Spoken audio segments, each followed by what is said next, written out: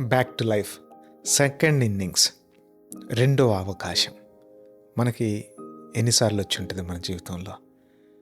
ఈ రెండో అవకాశం అసలు ఎందుకు? మొదట్లోనే మరి మనం సక్సెస్ అవ్వచ్చు కదా అనే ఆలోచన అందరికీ ఉంటుంది.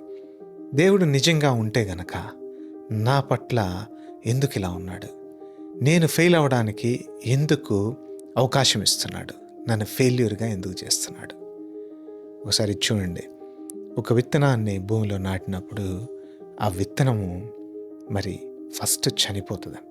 చనిపోయి బ్రేక్ డౌన్ అయ్యి దాంట్లో ఉన్న అవశేషాలన్నీ భూమిలో కలిసిపోయి, పార్టికల్స్ అన్నీ భూమిలో కలిసిపోయి, ఆ తర్వాత భూమి యొక్క సారస్యాన్ని తీసుకొని ఆ తర్వాత అది చిగురించడం స్టార్ట్ అవుతుంది.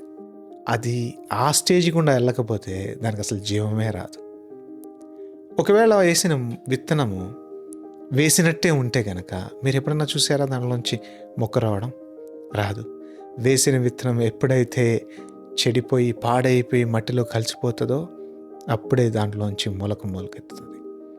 అదేవిధంగా దేవుడు మనల్ని ఏదన్నా నేర్పించాలంటే పూర్తిగా మనం పాడైపోయి చెడిపోయి అన్నీ నేర్చుకొని బలహీనపడి కృషించిపోయి ఆ తర్వాత తిరిగి లేపుతాడు.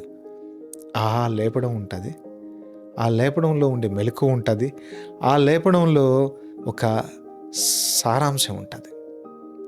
అందుకే సెకండ్ లైఫ్, పునరుజ్జీవం అనేది చాలా చాలా ప్రాముఖ్యమైనది. అది నిన్ను ఫెయిల్ అవ్వడానికి కాదు కానీ, మనల్ని కృషించుకోవడానికి కాదు కానీ, మనల్ని తయారు చేయడానికి.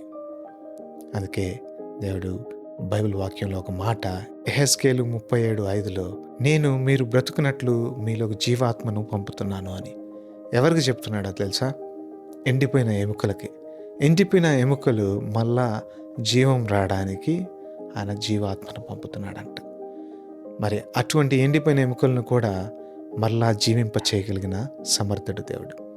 మరి ఆయన పట్ల విశ్వాసం ఉంచినప్పుడు ఏ యొక్క విషయం అయినా కానీ మన తర్ఫీదు కోసం, మన కోసం మనల్ని ప్రిపేర్ చేయడానికి అనే ఒక నమ్మకాన్ని పెట్టుకున్నప్పుడు మనం కృంగిపోయినను బాధపడినను అది మంచి గురించే అని తట్టుకునే శక్తిని మనకు దేవుడిస్తాడు.